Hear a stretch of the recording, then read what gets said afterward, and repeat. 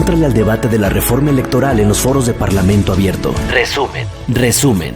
Foro 8. Proceso para la designación de consejerías y magistraturas. Tenemos muy interesantes invitados que nos pueden decir muchas cosas y si quiere vamos presentándolos. Presentamos a Carolina del Ángel Cruz, también con nosotros José Antonio Carrera Barroso, también con nosotros José Waldenberg, también con nosotros Marcia Itzel Checa Gutiérrez.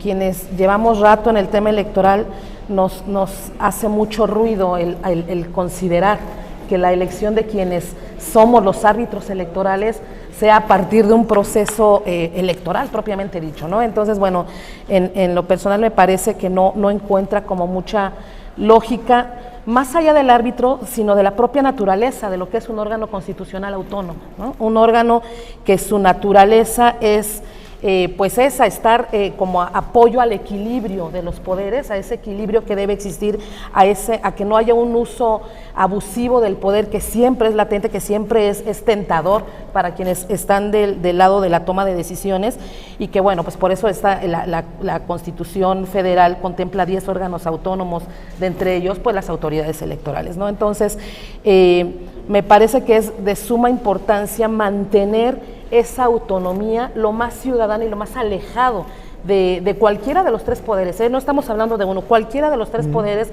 que se pueda sentir tentado a intervenir de alguna forma en el ánimo de quien es la autoridad electoral.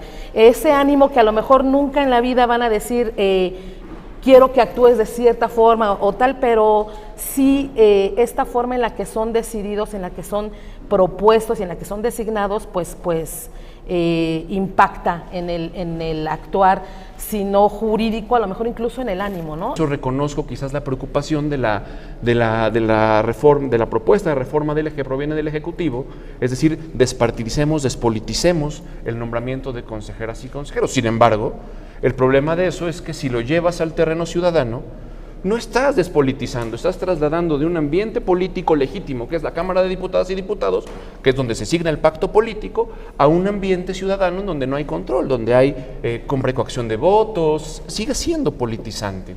Y no quiero decir que la ciudadanía no salga a votar, yo soy defensor de que transitemos de la democracia representativa a una mucho más participativa, la revocación de mandato, las consultas. Eso es bueno, que la gente salga a votar en estas grandes jornadas cívicas, sobre todo en momentos en los que los partidos políticos han carecido de la confianza ciudadana. Sin embargo, el nombramiento de funcionariado especializado más en materia electoral no debe recaer en la ciudadanía, sino más bien en una cuestión de pacto político. Ahora, si el pacto político en cualquiera de sus dimensiones es susceptible a alguna influencia en algunas de las etapas, bueno, pensemos en blindar esas etapas.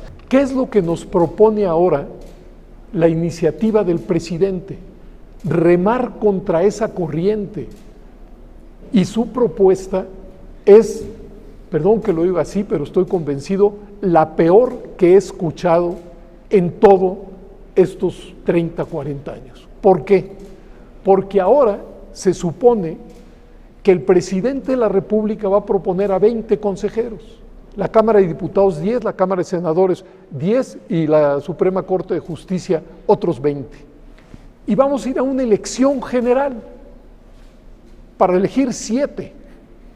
¿Qué quiere decir eso? Que esas personas, si quieren ganar, como ya lo decía la consejera, pues van a tener que llegar a algún acuerdo con los partidos políticos, por una simple y sencilla razón, porque son los únicos que tienen presencia a lo largo y ancho del territorio nacional. Sí. Pero pongámonos en el extremo, supongamos que los que ganan son los 7 planteados por el presidente de la República.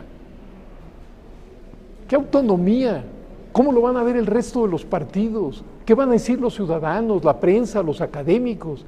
Vamos a volver a un órgano electoral totalmente partidizado. Es decir, si el asunto va por ahí, yo lo que prefiero es que se mantenga tal y como está ahora, porque como está ahora, ha funcionado. Hay 42 iniciativas que se han presentado, pero solamente una, la que mencionaba ahora José, pues refiere justamente a estos cambios abruptos, me parece regresivos, por ponerle un término en sintonía con el marco de derechos. Y entonces, en esta iniciativa me voy a permitir leer una frase que me parece que coincidimos, pero no coincidimos en la forma. Es decir, desde sus antecedentes, las autoridades electorales fueron integradas por cuotas partidistas y cooptados por grupos de poder en detrimento de su imparcialidad. Nosotras nos parece que esa ha sido una constante en muchas de las designaciones, incluidas las electorales, y que entonces, ¿qué necesitamos? Nuevas reglas, pero no las reglas que están pensadas en esas iniciativas, principalmente la presentada el 28 de abril, sino que repensemos estas reglas en función de estándares y principios internacionales que nos han mandatado cómo se pueden hacer esos procesos. Las personas se pueden preguntar por qué la autonomía es necesaria. Sí. Y creo que quienes estamos en esta mesa podríamos afirmar lo siguiente: es necesaria para que los órganos electorales no dependan ni de los poderes constitucionales, ni de los partidos, ni de los poderes fácticos. ¿Por qué tienen que estar por encima de esos poderes?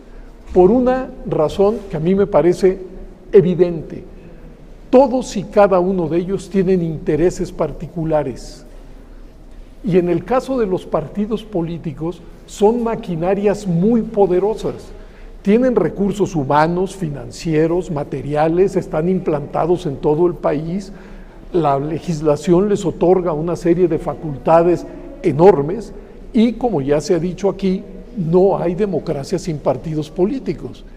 Pero esos partidos políticos requieren de una institución que les dé garantías a todos, no a uno, no a una parte. Y se ha demostrado a lo largo del tiempo que la suma de las parcialidades no arroja imparcialidad. Por eso, poco a poco en nuestro país se fueron desplazando a los representantes de los poderes públicos y de los partidos, de los órganos electorales, para dejarlo en figuras que en principio se consideran independientes. Ya se ha dicho aquí, la fórmula de su designación se puede afinar, por supuesto. La forma de su designación puede ser mejor que la de ahora, pero la de ahora no está, digamos, ha dado desde mi punto de vista buenos resultados, no digo que sea lo óptimo. Por supuesto que los partidos políticos están involucrados.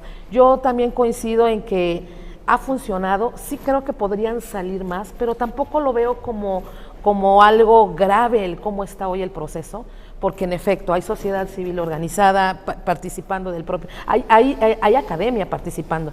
A lo mejor la propuesta sería, pues, elimina todos los demás y deja solo esta parte de academia y de sociedad civil organizada, pero la realidad es que al final de cuentas se escuchan todas las voces en el momento de la elección de consejerías. Estamos hablando justamente del INE, y a nivel OPLE pues es el propio INE quienes nos designan consejeras y consejeros. Me parece que al menos, estoy convencida al menos en el ámbito en el que me desenvuelvo, que la imparcialidad en el nombramiento está garantizada, ¿no? Dotar más autonomía, fortalecer eso. Hace rato Itzel decía esta cuestión de la captura, y la captura no solo es partidista, eso quiero dejarlo muy claro. La captura puede venir desde otros tipos de espacios que son difíciles de ver, ¿no?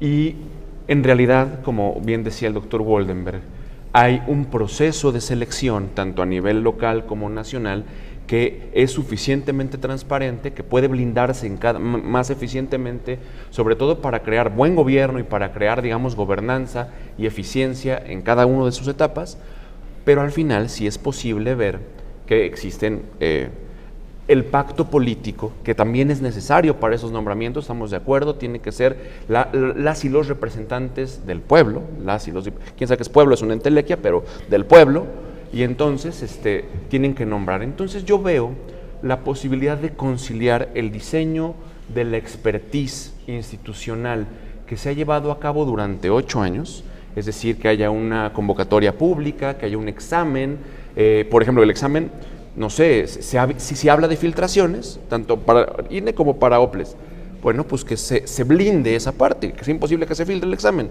¿Cómo lo blindas? No sé, que solo caiga en una persona, el que tenga el examen, y si se filtra, cárcel. Cárcel. Y lo cancelas, ¿no? Y lo vuelves a hacer. Sí. El ensayo, bueno, pues que no te digan el tema. Si el ensayo es para hacer competencias, que por sorteo, en el momento que están las personas competidoras, se rifen los temas y se haga. Las entrevistas, que haya un mecanismo, algo tan subjetivo como una entrevista, pues que haya un mecanismo para calificarlos seriamente. Y luego llegan las quintetas o llegan las propuestas. Es donde yo pienso que tiene que estar el mecanismo del azar para sacar los intereses que pueden capturar a las personas. La igualdad de condiciones y no discriminación.